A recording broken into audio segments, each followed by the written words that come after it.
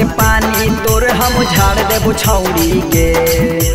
चढ़ल जवानी के पानी तोर हम झाड़ देबो छौड़ी गे।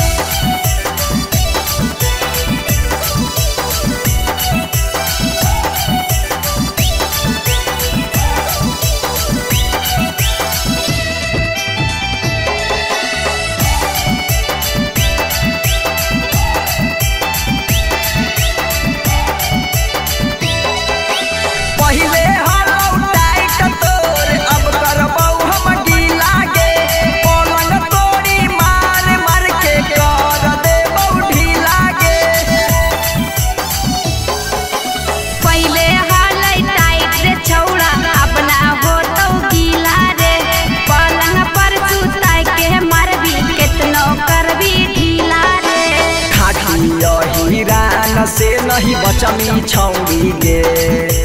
खाटिया हीरान से नहीं बचमी छौड़ी गे।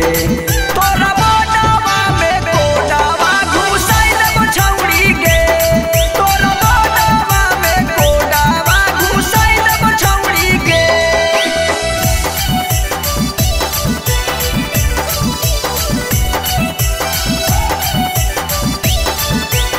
Regional recording studio पिंजोरा।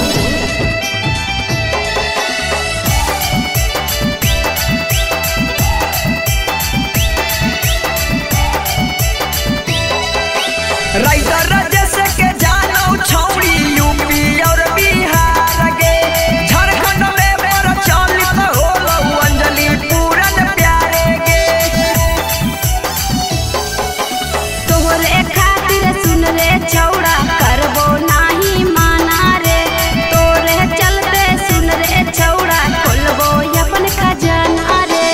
हमरो पर तनी साधे आन दे छौड़ी गे। हमारो पर तनी साधे आन दे छौड़ी गे। तोरा मोटावा में कोडावा घुसाई देबो छौड़ी गे।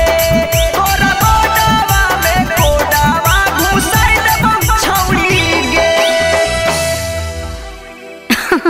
अरे पूरा इंडिया हिली